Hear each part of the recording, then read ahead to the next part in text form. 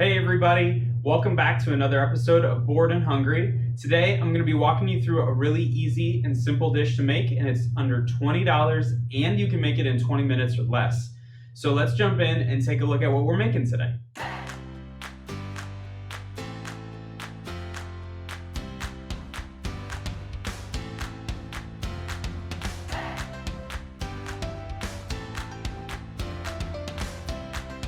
Alright, so we're making some caprese chicken skillet.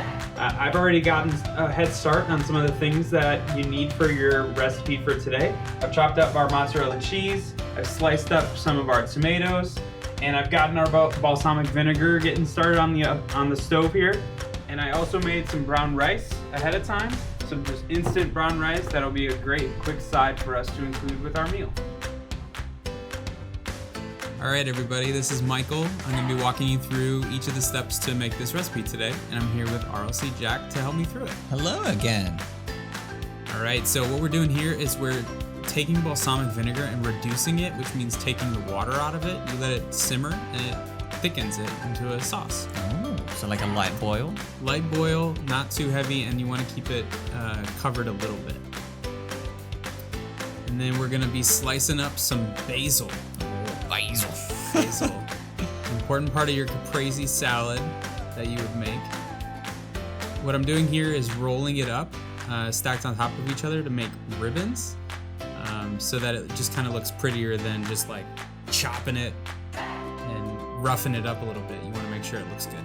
So I had questions about this. What are you doing here? Why are you patting down this chicken? When you put meat in a pan that still has moisture on it, it stops it from browning. And that's my favorite part. That's some sizzle right there. Sizzle, making sure the pan is good and hot, but you want to make sure you don't have excess moisture to keep the pan nice and hot for your food. Ah, so it grills it better if you do that? Yeah, it browns the outside of your meat and gives it that crisp exterior that you're looking for. Ooh. Melting that butter right there. Butter and olive oil. Oh, why both? Butter it's unsalted butter just to give it like a better flavor when you're cooking. You could do away with the butter if you want. Okay, and goes that chicken. Having a nice sizzle right there. Just a good sizzle, letting it cook through and browning on each side. You'll see me flip it here in a sec. And I noticed that pan safety, put the handle in so you don't knock it over. That's right.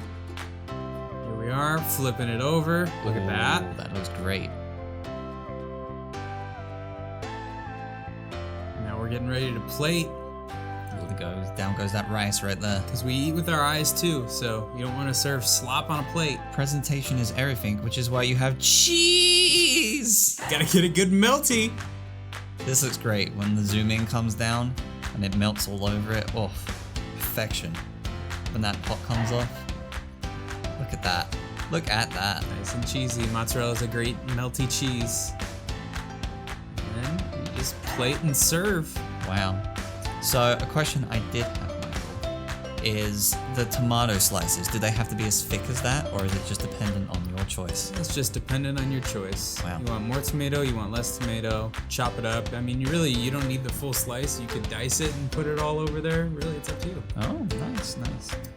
Crack some salt and pepper just because you can have too much salt, but a little bit of salt on there, a little bit of pepper, top it with that basil, and then the balsamic. That looks good right there. That is yummy food. That is perfection, Michael. Look at that plating. It's a little splattery, but Yeah. it's abstract. It is abstract. I think current Michael, we're going to hand it over to past Michael right here. So let's see what you think.